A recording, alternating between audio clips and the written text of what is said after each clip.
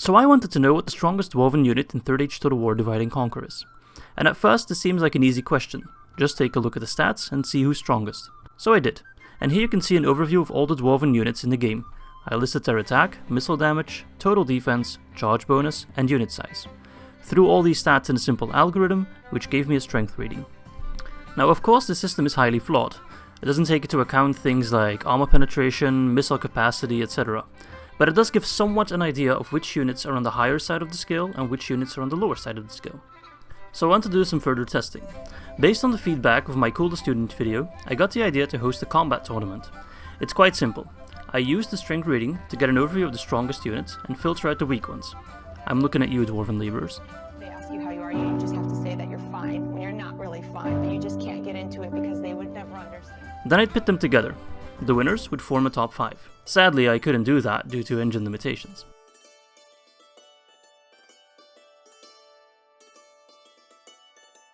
So instead I came up with a set of challenges that I'd put each unit through.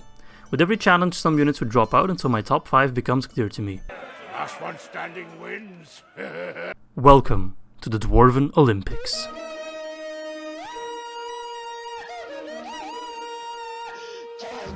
The first challenge is the Troll Challenge. They have a cave troll. Any dwarf that wants to be worth their salt needs to be able to single-handedly kill a troll. This proved to be no problem for about 2/3 of the selection. The other 10, well...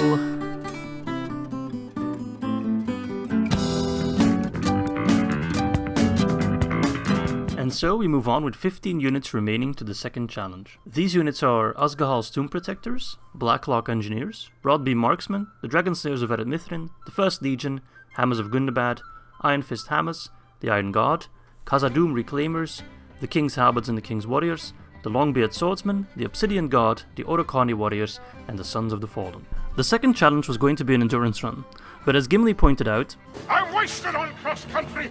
We dwarves are natural sprinters. Very dangerous over short distances. so I figured it'd be best to turn into a sprint. The challenge is simple, a sprint across the River Anduin. The 5 slowest units would be out of the running. Now to spice things up a bit, I threw in a few archers. Just a couple.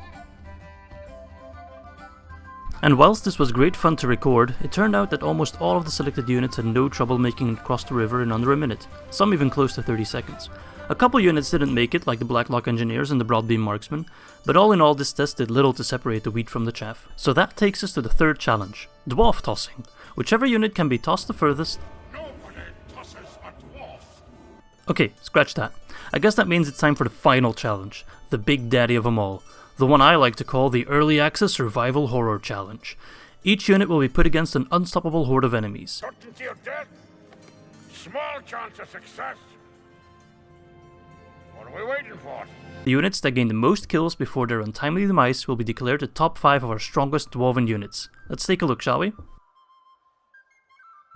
Coming in all the way at the bottom are the Orocarni Warriors. These friends of Alatar performed incredibly lackluster, getting only 75 kills before being completely overrun.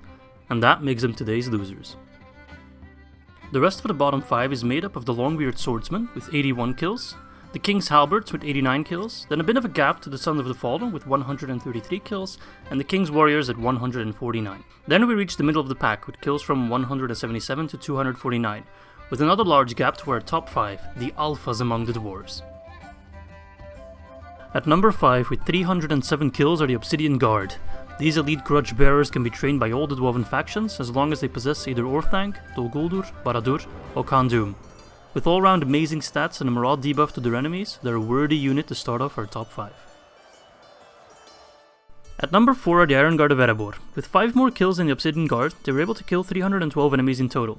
With 13 attack and 31 defense, these guys are built like a tank and pack a punch like one too. These guys form the elite backbone of any self-respecting Erebor army. Without them, the mountain would have long fallen. These are also the only units with a shield in our top 5.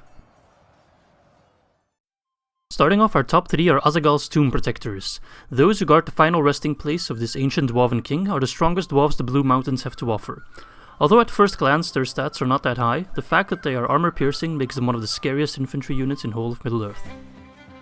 Winning the silver medal is the unit that I personally thought would have been at number 1. The Hammers of Gundabad.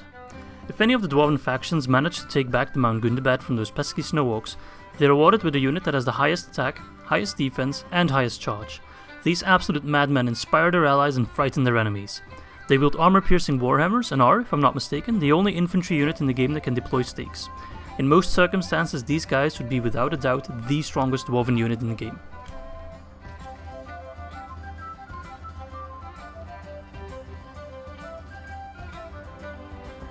Despite how well the Hammers of Gundabad performed, the winner of this challenge and the unit that can crown themselves the strongest Dwarven warriors in whole of Middle-earth is Khazad-Dûm's First Legion. These pike warriors performed above all expectations, scoring 360 kills. Although their use is more situational than that of the Hammers of Gundabad, there is no denying that the proficiency of the pike makes them a lethal force to reckon with. Forming the vanguard of Moria's defense against stinky Snagas, these men have earned their #1 spot.